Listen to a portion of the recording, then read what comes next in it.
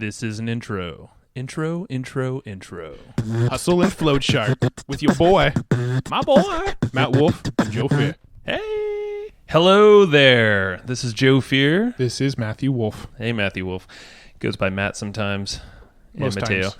All right, today, this is going to be a fun episode for you. I'm sure you've heard of the man. If you haven't, you're soon to be followed by him everywhere. Not creepily, I promise. Billy's better than that. So we got Billy Jean on the show, another San Diegan, local San Diegan, so local literally within probably about 5 streets of where we all grew up.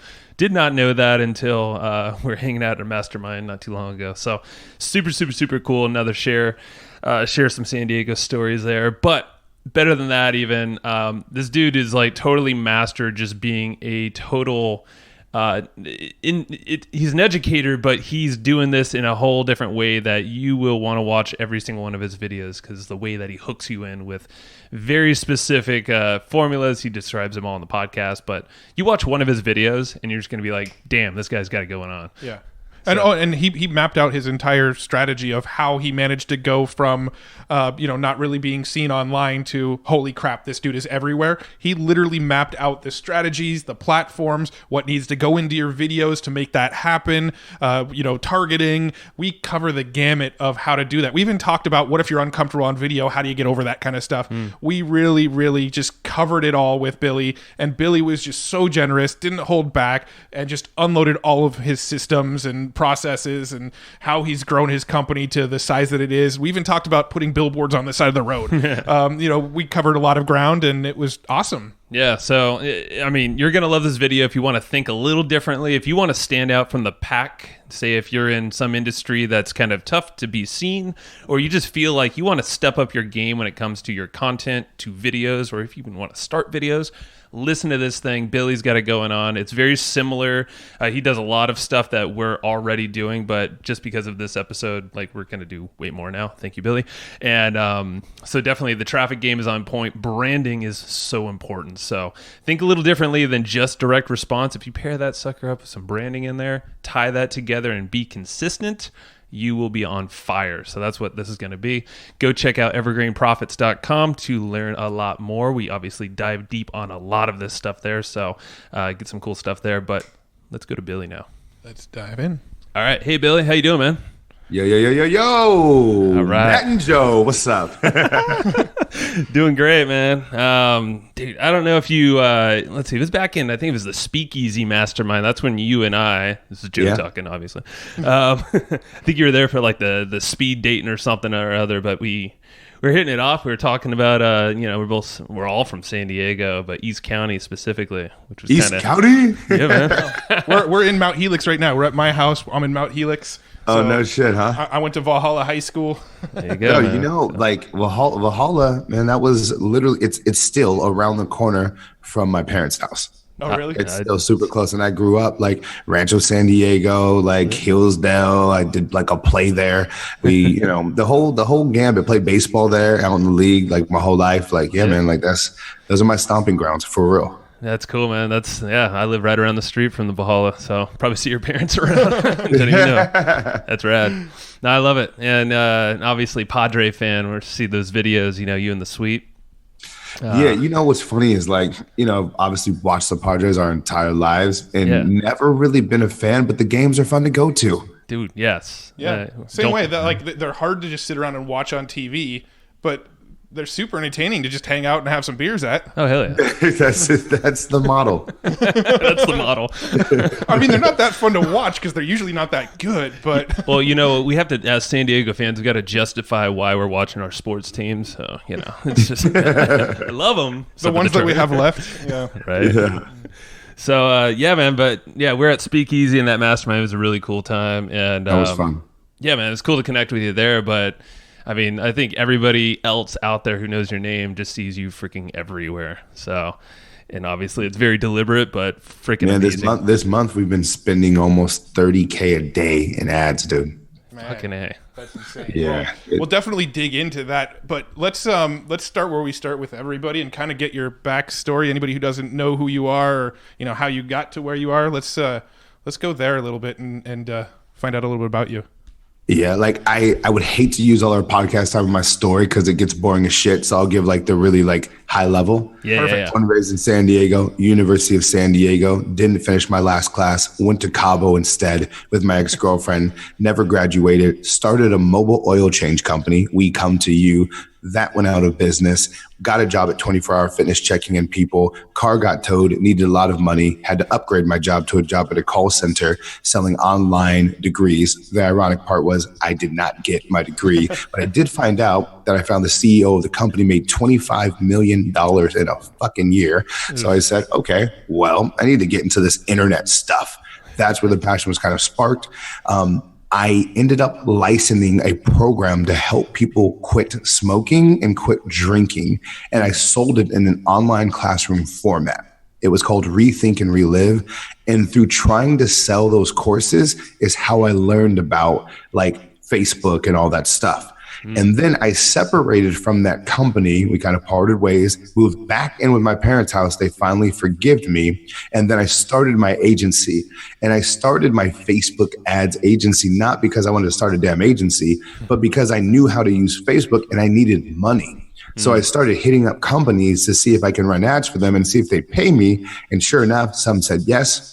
That ended up turning into like 1,000 clients. And then that ended up turning to people saying, well, how are you getting these results? How are you getting these results? That turned into like teaching, coaching, consultant. And that turned into, well, shit, I didn't graduate. College didn't really prepare me at all. And now we're kind of at like full on war with college. Yeah. And we just enrolled our 5,000th member into our membership site. And the whole thing is about teaching entrepreneurs skills they will not learn in school. Hell the yeah. end. Congrats, and that was an amazing summary. Everyone take note, know that about yourself. No, I know the because I've seen you tell that story about the university or college you're working for, and I know a bunch of people that actually worked in that same office building. So I know. Dude, if you're from San Diego, everybody has at least one or two people that worked at Ashford. Yep. And everybody says, yeah, there was some good money made. Obviously, the higher ups making a lot of it, but it was like, fuck, it was horrible. You know, it's just like, Yep. But I'm sure you took a lot of stuff from there, maybe sales team. Oh man, incredible. I like it. I would not change the experience, right? Granted, my position is on it at this point, but I would not change the fact I went through that. It taught me so much. Yeah. So I'm happy that I did. Yeah. And I like that you said the agency, because we had agency for years and we always kind of saw it and for the same exact reason you said. But it's amazing because if you have an agency, you're almost getting paid to learn. You're just constantly experimenting. Exactly. And it's with other people's money. Yeah, exactly. Right. Dude, I tell people that all the time. I said, we'll never, no matter how large our courses and trainings get, we will never, ever stop doing agency work because that's where we learn the most and we'll always be practitioners of what we do. And that's the only way to learn. I mean, it's the best way to learn, to start applying that stuff.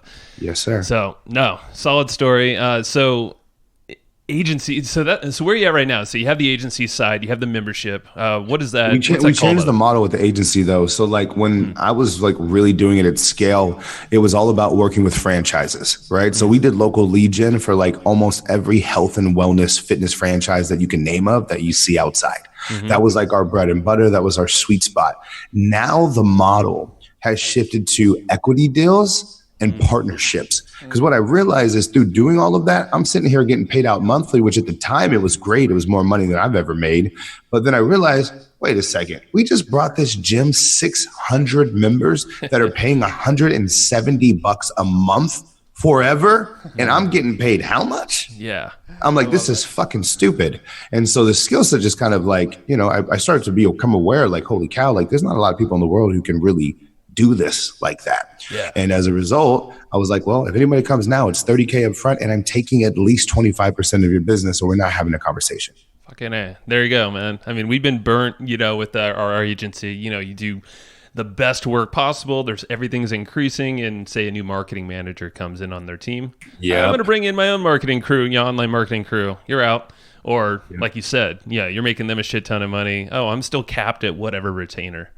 Exactly, man. So that's when it all changed for me. I just said, no, I'm just not going to do it like this. But the beautiful part is once you have the skill set, you can monetize it any way you want to. Yeah. So I always tell people, I'm like, dude, just learn how to get customers using online ads and you'll be able to make as much money as you want. Simple. Oh, yeah. Yeah, I mean, we had a very similar experience with agency work where we were doing agency work.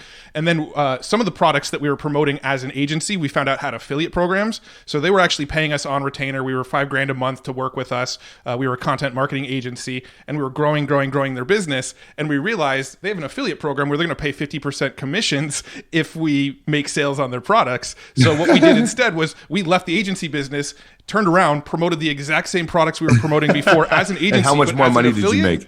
Oh, it went from $5,000 a month on one specific product. In general, went from $5,000 a month to $30,000 a month.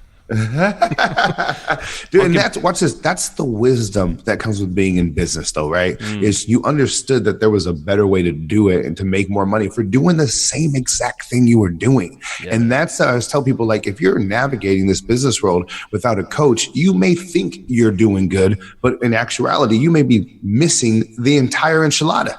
Yeah, 100%. And it's that lateral thinking. It's just getting out of that box a bit.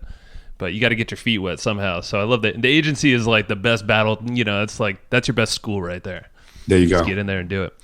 So your outward appearance, man, you're on every platform I can even think of. Yeah, I don't know. Twitter? Are you on Twitter? You probably we actually don't fuck with Twitter that much. We should, though. It's funny because we actually had a call with Vince Reed, and Vince Reed was really, really talking about the power of Twitter and how he pushed me towards it too. I need to get on it. He tells me, he's like, "Hey, Bill, you been on Twitter yet?" Though I'm like, "No, I haven't, but I'll do it. I swear." I love it. Well, but it seems like you've kind of got a system down where once somebody enters your like ecosystem, once they discover you once, they can't get rid of you. You're everywhere. I go to YouTube, I see you. I go to Facebook, I see you. I flip through my Instagram stories, I see you. You're just everywhere now. You know, it was like I'm learning about the advantages of brand. And before, when I came into this agency thing, it was very simple. If I didn't make the client money, they wouldn't pay me. So like I never had the luxury of not being able to not be good because I wouldn't make any money. And to do that, direct response is where the customers ended up seeing that return. And that's what they were willing to pay a high price for. So my whole foundation training learning was about direct response acquisition. So I got good at the hard shit first. And then what I've realized over the last like 4 years of probably advertising pretty heavily to build our brand, all of a sudden it's finally paying off monetarily. Like we'll get people that just go to our website and buy stuff. Now that sounds kind of small and insignificant, but that shit never happened before. Right. Like that was, you know, and so I'm starting to see it. And then like, you know, the speaking gigs are coming and then like the cool podcasts and all these things and all the opportunities that I always went like, damn, I should probably do those things. Now they're happening. Yeah. But it took millions and millions and millions of dollars to build the brand. It took so many, you know what I mean? So like, I'm really understanding the value of like building something kind of long-term and going all in on brand. Yeah, no, I love that. Cause I mean, if you're just a direct response marketer, if all your focus is just let's drive some traffic to this landing page and try to sell them. Well, you know, 98% of the people that land on the site are like, I don't know this fucking guy, and they're gonna click away.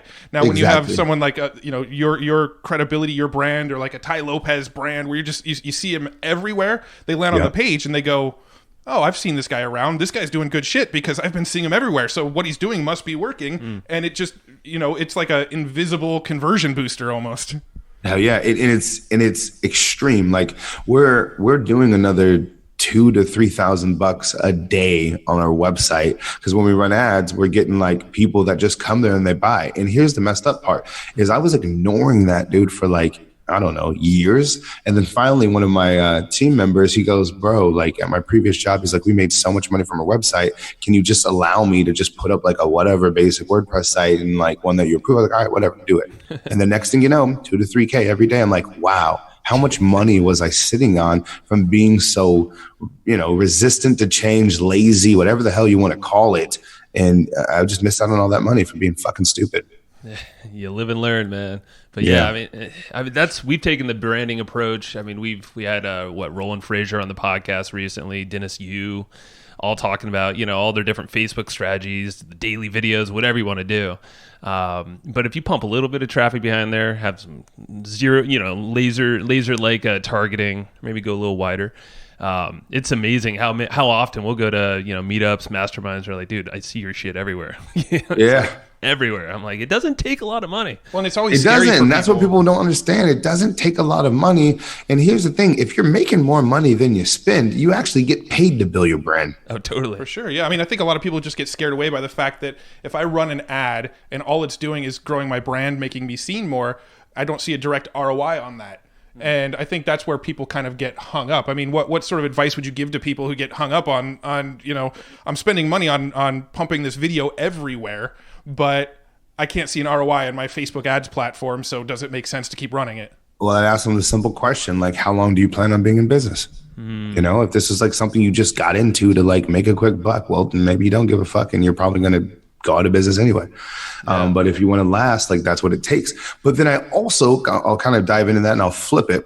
So what I've learned is that you can make money the first time someone sees you. And this is an unpopular topic that is not spoken about a lot right now because everyone's living in the layers of, well, you show them once and then you have to retarget them and then you do this and then you do this and then you can ask them for a sale.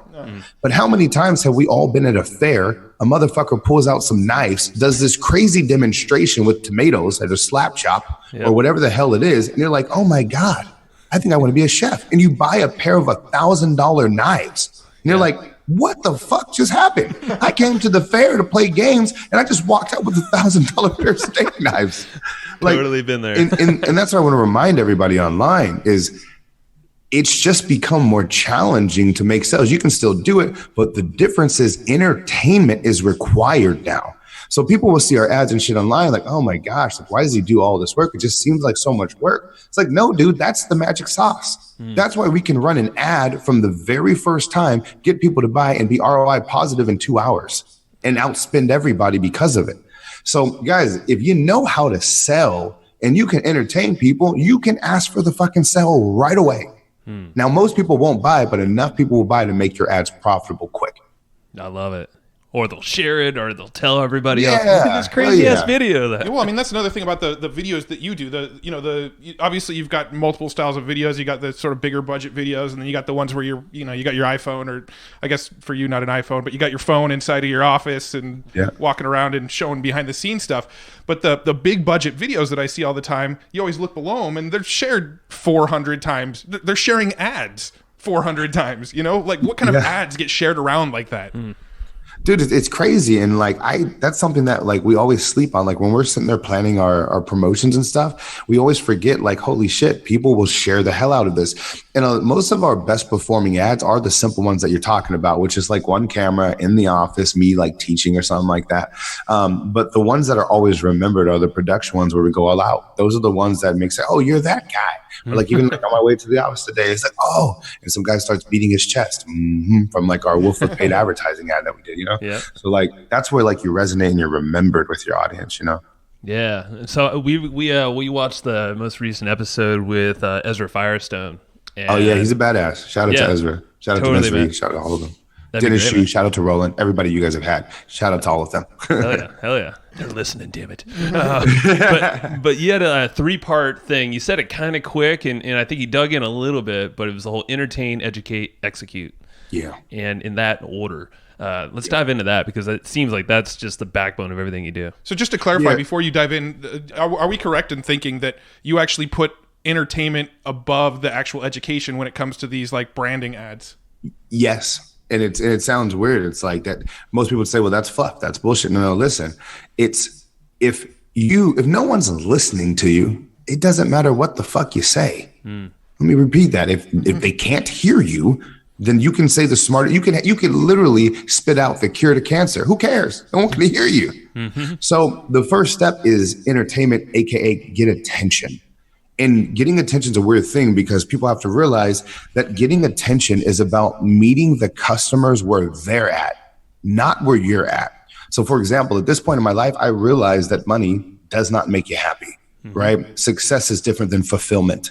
But if I go out with an advertisement that says, hey, you want to be successful, but you should focus on fulfillment and doing good for others. Like, it's like, all right, you're corny, da-da-da. Yeah. But if I create an advertisement and it's me driving around in a Ferrari with my daughter, people are going to be like, this guy's kind of a douche, but I'm interested because I've always wanted a Ferrari my entire life. How the fuck did he get it? Even the people that don't like you, they're like, this is full of shit, but let me watch this to see how he did it. And then the good people are like, there he is again. That's cool. I'm inspired. Right. So you like a lot of people are uncomfortable with this notion of kind of doing douchey things to get attention. I don't know if they're douchey. To me, they're required to help people. Yeah. Like I don't show people like my cars or my office or, all the cool shit, the trips and all that stuff because I give a fuck. I'm there. I have it. I don't need to show it. I do it because they care, regardless if they admit it or not, and they respond. My best organic post of all time was a picture of my fucking Ferrari. That includes the birth of my child. Wow. People swear they don't care about all the materialistic shit, but let me be very clear. That is fucking wrong. Yeah. So once I have their attention, then I get their name, email, and phone number. Now I can say, by the way, the fact that you clicked on an ad because I had a Ferrari in it, well, you're a douchebag. And that's okay, because I'm going to show you and educate you on how not to be that way and what you should really be caring about. But I got to earn the attention first, and then you educate. And once you educate, it's all about taking action. That's the execution part. Love it. Yeah, and that's the thing. Like everybody, or a lot of people, including us, we've been guilty of it a lot, is you go straight to the education phase. And it's like, yeah, you might be putting some great-ass value out there, maybe the best traffic secret, whatever it could be. And like you said, if you don't have that attention, that prior entertainment phase, I mean, what's that going to do? And I think it's helping you with putting your daughter in the back seat there in her car seat in the Ferrari. See, that's the counteract the doucheness. It goes, you're like, you're such a douche. And you're like, well, that is kind of cute, daddy and daughter. Exactly, man. He's a douche, but at least he's a family man. Yeah, exactly. That's it. That's it.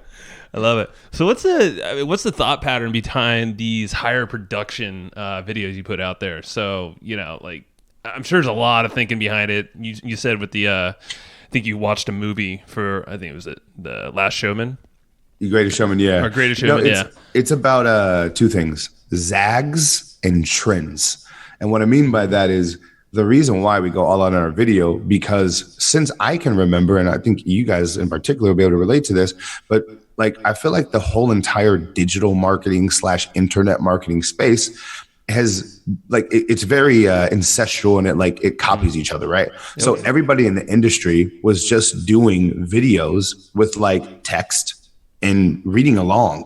That was like the whole beginning of the video sales letter. Right. And then after that, it became like these whiteboard drawings that you could like hire out, and everyone just follows this. And I just go like, does anybody see this? But this is boring as fuck. Like, am I the only one not seeing this? And so I started doing these crazy video productions, and they're great, effective. I've bought many times from those, by the way. So everyone listening, do not think that those don't work.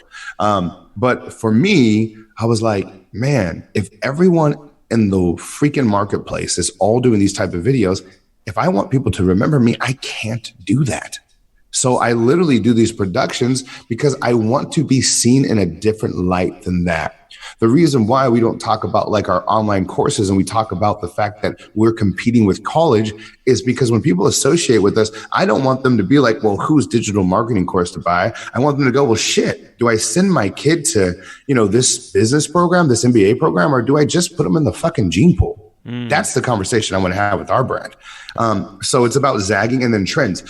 A lot of the time you see us do a video, I'll do it based on what people want to see. So yes, when I did an advertisement that was a parody of The Greatest Showman, it's because it was an entrepreneurial movie that won a bunch of awards. I saw it in theaters and I knew it was going to win a bunch of awards. So I knew it would have be a great weapon to have. When I did the Wolf of Paid Advertising we did, which is a parody of The Wolf of Wall Street, it's because it's one of the greatest business movies of all time. And we don't have a ton of movies out there representing us. And I knew my audience would relate to that. So I follow the trends, and you guys can use Google Trends and they'll tell you things that people are chatting about.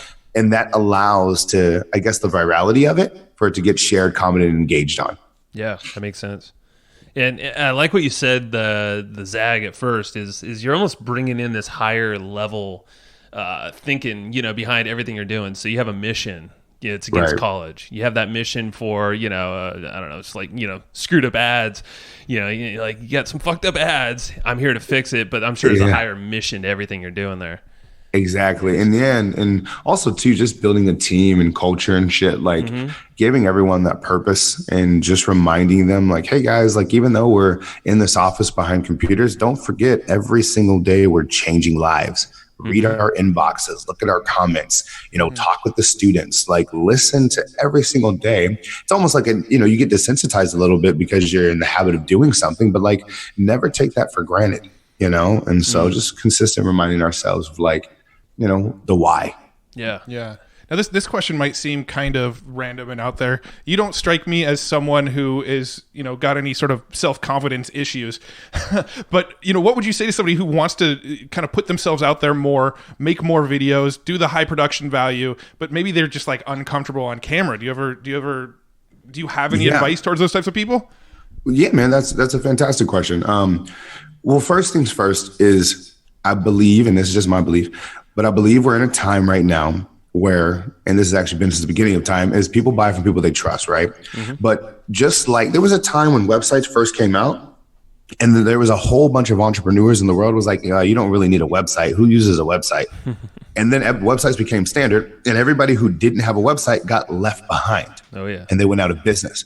And then this thing called Facebook came up, and they're like, I'm not getting on that social media stuff. That's weird. Da da da. And then businesses blew up, brands blew up. And then finally, everybody came. The market comes. I think we're in that right now with video more than ever. Because if all of us are deciding to go to a restaurant, to an event, to whatever, and you go to a website and they have a really good video that tells the story of why you should go, I mean, it's going to win almost every fucking time. For sure. And so I think it's just a matter of time before like people just go out of business. So one thing I would tell people is like, look, either get the fuck over it or go out of business. I genuinely believe that. Yeah. But then also too, in regards to like getting the confidence to do it, is I believe confidence can only really be earned from results. And it starts usually when you meet someone and there's not a ton of confidence, it's because they just haven't been celebrated enough for their wins in their life. And not to go too much into psychology, but the same person who's lacking with confidence, the first questions I would ask them, I say, what were you like in high school?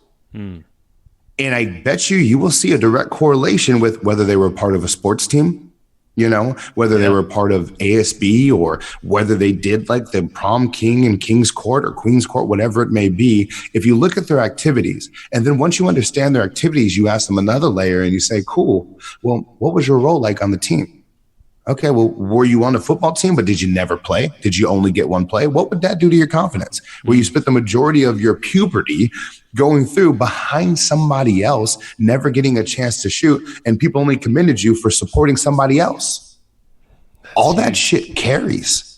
So I think I got lucky, and I'm really bad at most things, but I was always decent at some things that allowed me to receive some compliments, some accolades that built my confidence. But confidence is transferable into different parts. So I kind of built my confidence there. But when I got into videos, I did that because of a lack of confidence. Let me explain.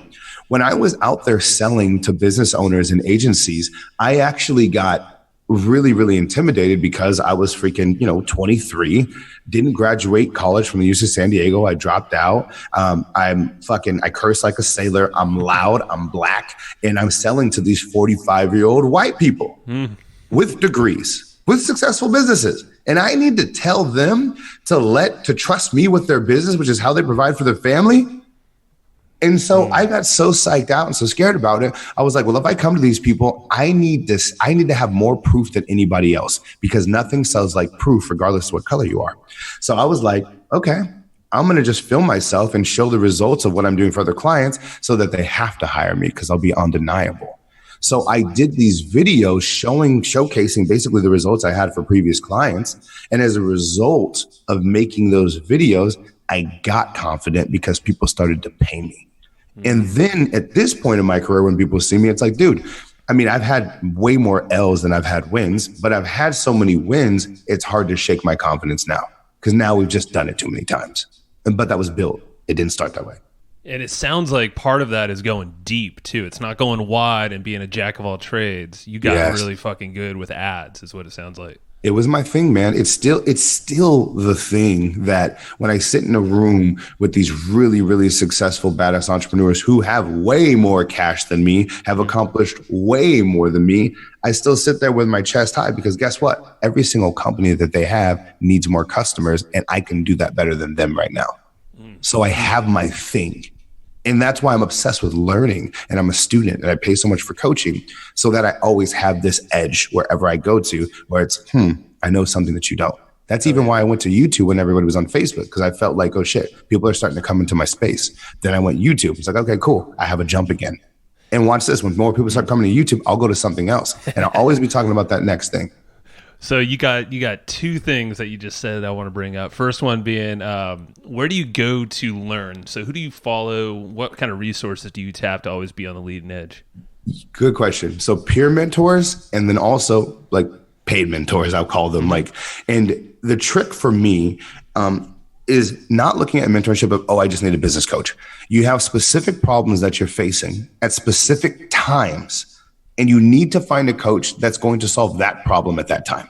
So for example, Cameron Harold, COO of 1-800-GOT-JUNK, was there when the company went from 2 million to 100 million. Great. That sounds like somebody who's steps ahead of us, because we're going to come up on 10 mil this year. I want to go to 100. That's a person to hire. He's been through the process, So I'll pay him, $6 or $7 grand a month to talk for, 90 minutes every other week.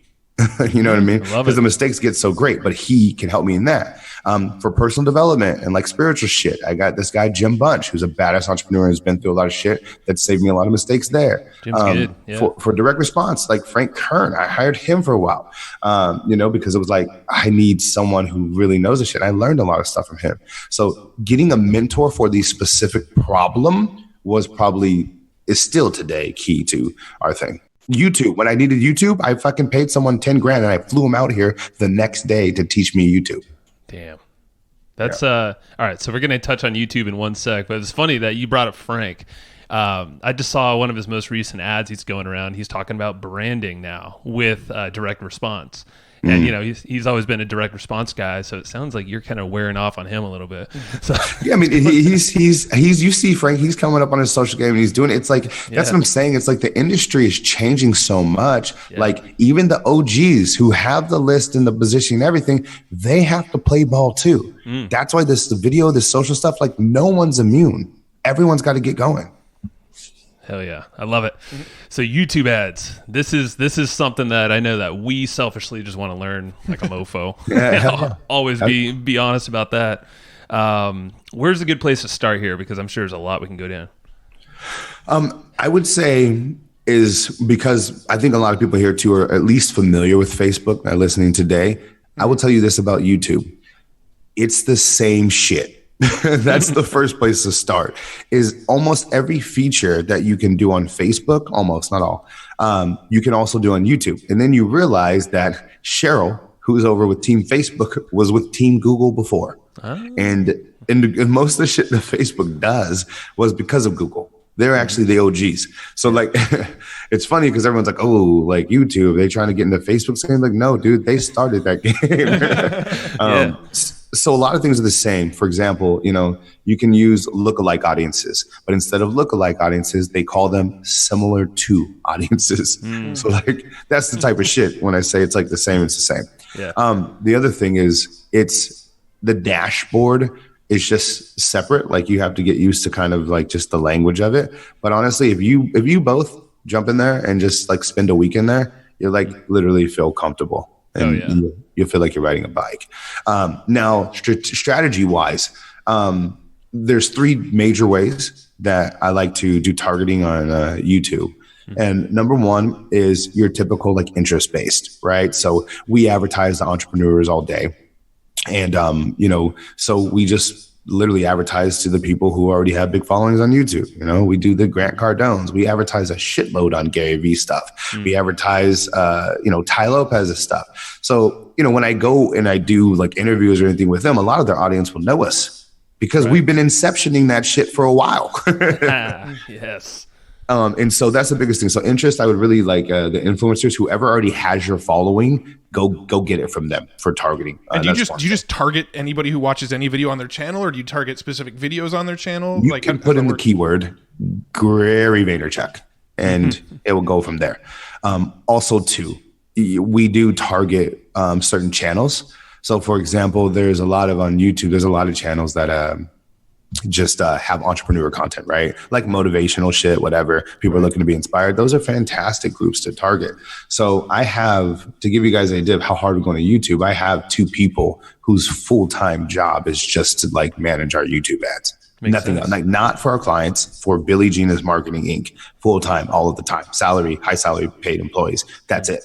And so keyword wise, we got like thousands and thousands and thousands from just testing, seeing what works and seeing what doesn't.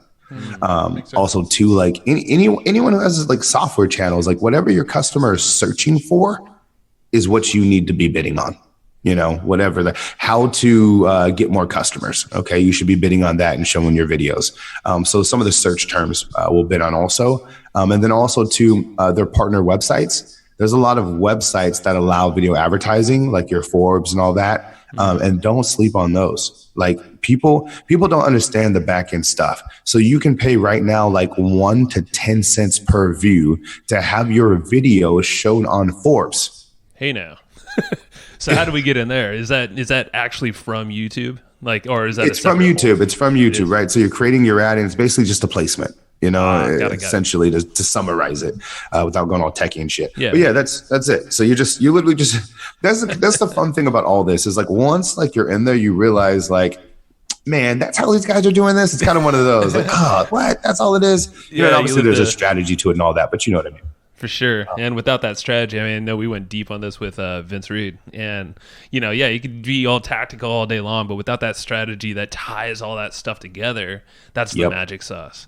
All that exactly. Yeah. And so, and then one thing I won't go into just because it's like a lot is like bidding strategy. That's like the advanced, like, there are really cool ways to bid. One thing everyone should be aware of is on YouTube, they don't charge you unless someone watches 30 seconds of your video. A lot of people are not aware of that. So you can go and advertise. And when people aren't clicking your stuff, talk about branding, since that's been a big discussion today. And I'm getting branded for free all day long on a lot of the stuff, So it's huge. And also too, the biggest thing about YouTube that I want everyone to recognize is when someone sees your stuff on Facebook, it's also surrounded by 2 posts on top and underneath that post a lot of the time. And then there's the right column, and then there's a messenger box at the bottom right. They're very distracted.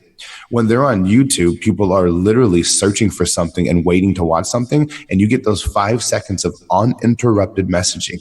So from a brand perspective, what YouTube has done for me personally, now that we've been on YouTube for like almost 2 years, like going pretty hard on that 18 months, I'm telling you guys, every single time I walk outside, I'm recognized. And most of the time, it's from YouTube, not Facebook.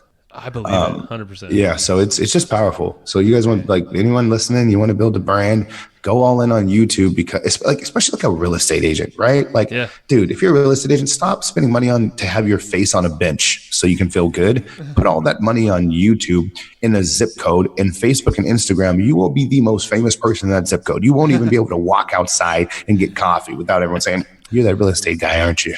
I love that. Now, what type of content do you put in those videos to grab attention within that first 5 to 30 seconds? All problem solving. So I do a simple exercise where I take out a blank piece of paper and I draw a giant capitalized T, the letter T, on a piece of paper. And on the left-hand side, I write problem. On the right side, I write solution. And I'll write the top like 10 or 20 problems that my ideal customer is facing. And I literally will put down the solution and then boom, I'm done. That's my video content. So as far as like, well, what do I say? What do I talk about? Let's solve a different problem a day. Make them 3 to 5 minutes. Boom, you're fucking golden. But here's the catch. At the end of all of those, always ask for the sell. So you start off the video at that first 5 seconds of asking that question. Hey, like, do you need more customers? Right? Like, do you need more customers and you're tired of overpaying for like trade shows, which take a bunch of time and everybody's tire kickers, Well, why aren't you using ads like this? So I pose a question, something like that, right? And then also too, I always include props, music, and environment in all of them. So, maybe it's an oversized calculator. Maybe it's a giant box. Maybe it's anything abnormal that people wouldn't typically see is the whole gambit. Next is music, audiojungle.net. You can search for music by emotion. You can use it legally for $8. Find a song. Third is environment. Choose somewhere that people don't typically see. So when you pose a question to solve the greatest problem that they're facing, include all three of those elements, regardless if you're a camera person or not. You can all do this. And then you spend the core of the video demonstrating how to solve that problem, results in advance. Frank Kern talks about it all the time. Oh, yeah. And then you end it with click this button and I will give you more. Like, hey, if that was helpful, cool, but you're really going to love this. Click here. And being obnoxious with the call to action, because on YouTube, there's a timer. And once it goes away, they cannot click back. Right. On Facebook, it kind of sits there. YouTube, you got to get them to click. So you got to go all in on the click. Maybe even do it. And then for 30 seconds, just talk about people clicking the button. That's what we do all the time. And then once they click out, capture their information, get that name, email, and phone number. Text message is a big part of our game right now. But that's the case, man. And then just fucking sell them something.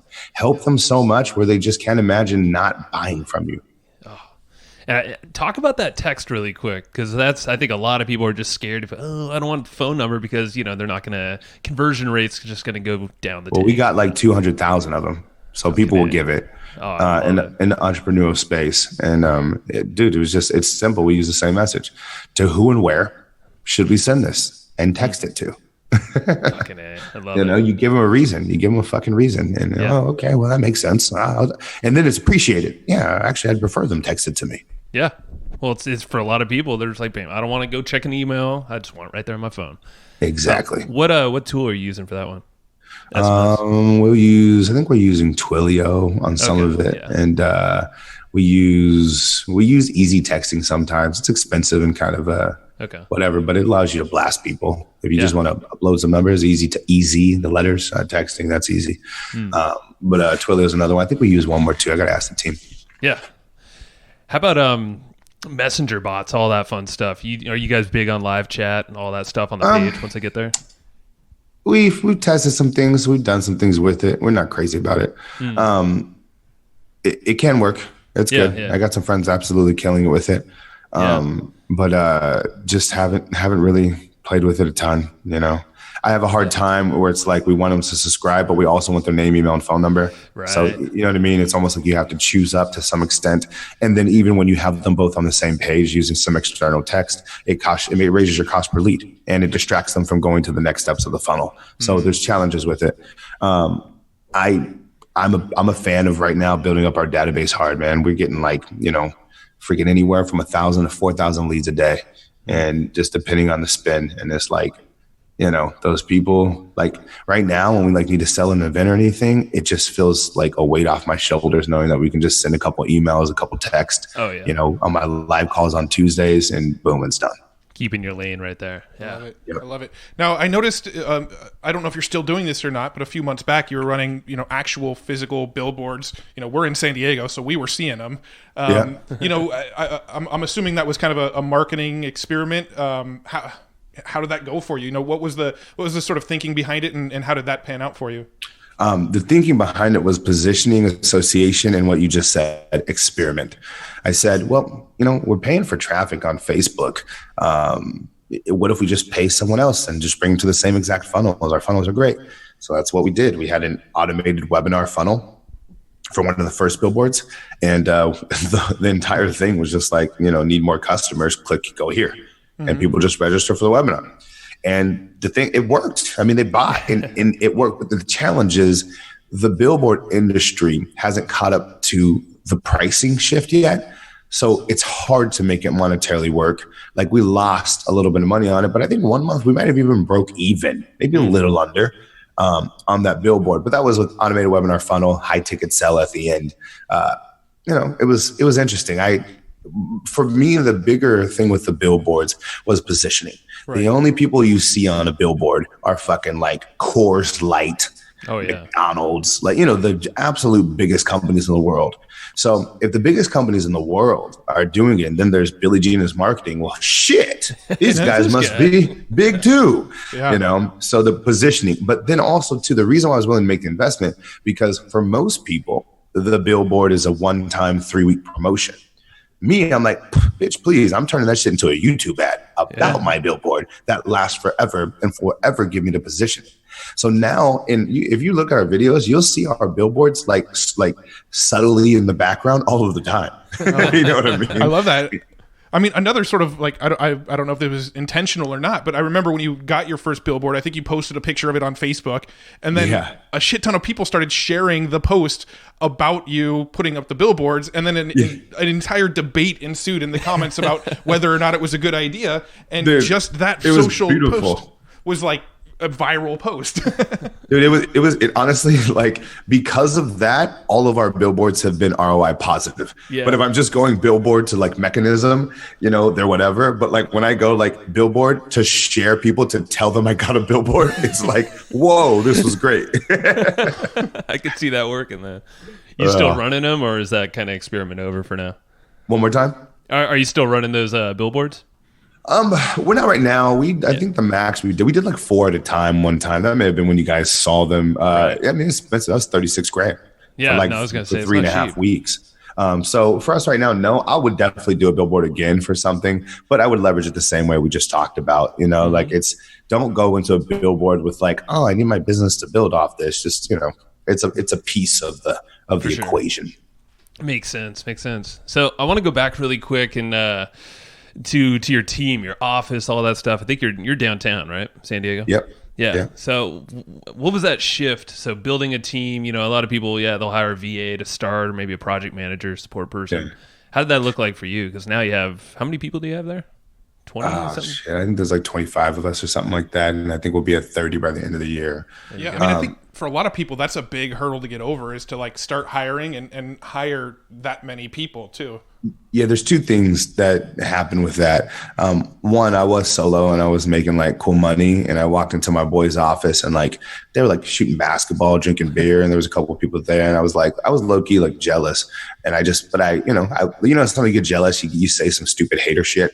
All of us do, including myself.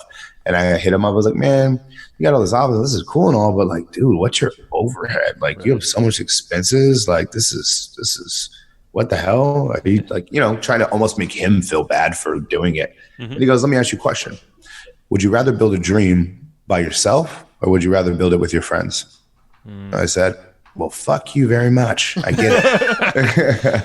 and from that moment on, I made the decision. But the reason why most entrepreneurs and just most entrepreneurs listening to this podcast right now won't go and hire the employees is because a lack of predictability with sales. Because once you get employees, that's an expense that's always there. But sales aren't always there. And the reason why I do it is because most people don't have a predictable way to get customers, aka a funnel, aka advertising that works.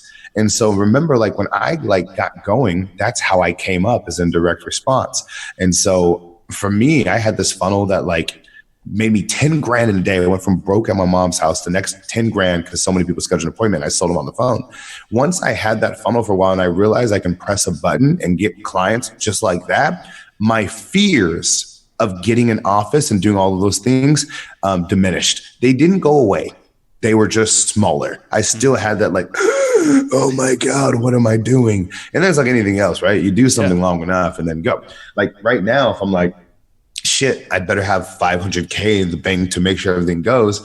At one point, I literally would have had a heart attack and die. Now I'm like, yeah, you know, that's a business player. Got to do it. It's part of every day living now. It's practice, right? Like just you do it and you get used to it. Who was your first hire? An account manager to help me fulfill on the clients that I was selling. So a lot of times people get stuck because they go sell, and then they try and fulfill. And when they fulfill themselves, they stop selling and they keep running back and forth. Some people do that their entire careers, 30, 40 years. So I hired someone to fulfill and I had to train them on how to do the Facebook ads so that I could focus on selling. And then once I had enough people to fulfill, then it was like, okay, I need someone to sell, so I can't do it. And then, you know, operations comes in and everything else. I think that's super smart, and people should probably resonate with that, because we've been in agencies, partnered with them. That's how we kind of got our agency off the ground, was leverage other successful agencies locally just for other aspects, just bolt on. But some of the ones that went down that we were partners with, or even other ones we've seen, they're really fucking good salespeople. But the delivery just might be a little shaky. Or, you know? Man. Yeah. And it's like, dude, it's your reputation. You have to give that value. You got to keep selling, like you said as well.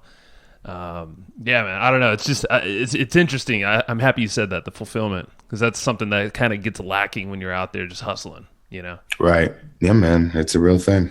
So what's because I know you want to scale up to 100 mil. Well, you are scaling 100 mil. What's the next step for you? As a company there. I said it as a reference earlier, and I actually caught myself. You know, turning 30 a few months ago, and fucking, you know, kind of looking at life and going through some transitions. I was like, you know what, like. My life isn't to build a business. My business is to fill my life, and making this transition. I think for me, it's if I made the amount of money I make right now for the rest of my life, I'd be cool. Well, I wanted to exit, but I'd be cool if I did.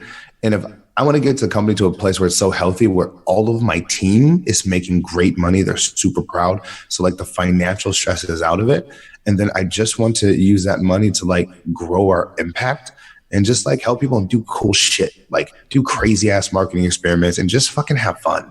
Like if we stayed at 25 mil a year and got there, if we fucking stayed, no, I don't want to say where right now, but if we stayed like 25 mil a year and like did it and we were super fucking happy and everyone was earning what they wanted to, and we got to do all these fun marketing experiments, you know, connect with the largest entrepreneurs, musicians and athletes in the world and teach the world about business. Dude, I'm happy. That's a happy life. If I can show up to my trainings on Tuesdays and spend the weeks messing with my team and family, like that's cool.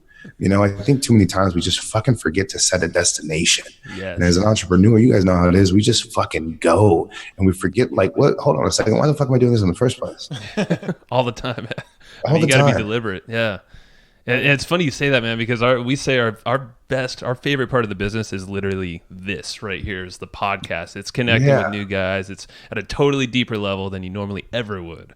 Even if you're, you know, because we do work out of our office for the most part, our home offices, we collaborate and meet up all the time. We have an office here as well, but this is the funnest time, is networking, masterminds, podcasts, and then educating too, training. Dude, it's fun, right? It's fucking fun. Love it. I appreciate you guys. This has been fucking dope. Yeah, it's a breath of fresh air, man. Well, what do you got, Matt? I was going to ask our wrap-up questions unless you had something else. Go for it, man. Cool, yeah. So these are just kind of the last few questions that we always ask everybody. Do you have any books that you find yourself going back to, recommending to people all the time? Scaling up, Vern Harnish. Okay. Like anyone building a business with like employees and you're really looking to grow. To me, it's the Bible. It makes you realize that your business is not unique at all. It's just another fucking business. And you're at a different stage that a million people have gone through, and you just need to learn how to operate at the next level. It's the step-by-step Scaling Up by Vern Harnish. Nailed it. Is that perfect for, would you recommend that to every business owner? Like, even if they're, I don't know, what, is there like a revenue? When you're starting up and, you know, you're just trying to like figure out business, this is not the book for you. This is for the people who are like, you're already doing some revenue, at least $500,000, maybe $1 million a year. And you're like trying to put together a team, an organization, a movement. It's the Bible. Yeah, that's exactly. Yeah, that's what I've always heard about it. So I just wanted to make sure to put that out there to listeners. What's the best place to get a hold of you, man? I know you're everywhere, so give them the best place they can get retargeted. Best place you can get retargeted is BillyGeneIsMarketing.com. There's some free trainings on there too for you guys. Best place to have fun with us. You will end up getting sold on something. It's just our Instagram. I've been going live on there personally a lot. Like a lot of people see our stuff, but you see our ads, right? So they're like, you know, scripted, but I've been like personally just jumping on there, you know, talking a lot of shit, having a lot of fun, adding some value. So follow us on Instagram, just Billy Gene is Marketing, Gene, Billy Gene is Marketing. And there you go. Man. Love it. Are you still at those Padre games all the time? The way we did our suite is like last year we did 10 games, and like we realized like during the season we're like, like 3 or 4 of them we didn't even really want to go to, but we paid for it. It was like this. So this year we did 5 games at the suite, and it's perfect. It's like, you know, you go once a month, you bring the team, you know, you bring some team members, some students and some clients, and it's fucking great. I love it, man. No, I think the essence, everything you're doing is just fun. So if people just loosen up a little bit, shake it off, entertain, be fun, and then actually live it too. Don't just show it out there in the world. You're gonna do all right. You're gonna do all right. Yeah, it is. Cool, Billy. Well, thank you, man. I appreciate your time so much. I appreciate you guys, and everybody continue listening to this damn podcast. These people bringing some serious value. Don't be stupid. Listen and then implement some shit. Love That's it. the key. Can't wait to get that transcribed and posted everywhere. It will happen. All right, my man. All right, man. Good talk. Later, guys. Thank you. See ya. All right. Thank you. And I hope you just enjoyed this episode you just listened to. Now, right now, before we sign off, I have a few things I would love for you to do. So the very first thing is to go find our guest on Facebook and tell them that you loved their episode with us. That's going to help them just feel good about themselves, but also it's going to spread the word a little bit more for us. So go find them on Facebook. Everybody's on Facebook, and go say that you love their episode and maybe one cool thing that you learned there. The second thing is to go to iTunes and subscribe to our podcast. Just look up Hustle and Flowchart and hit the subscribe button. And the very last thing, the third thing, is to leave us a review on iTunes or wherever you're listening to this podcast and help us spread the word more. That's how more people are going to get this awesome knowledge, this cool podcast training, and a whole bunch of other cool free training that we give out at evergreenprofits.com. So that's about it. Go find them on Facebook, go subscribe on iTunes, and leave us a review. You would be amazing if you did that, but you're always amazing. So thanks for listening, and we'll catch you in the next episode.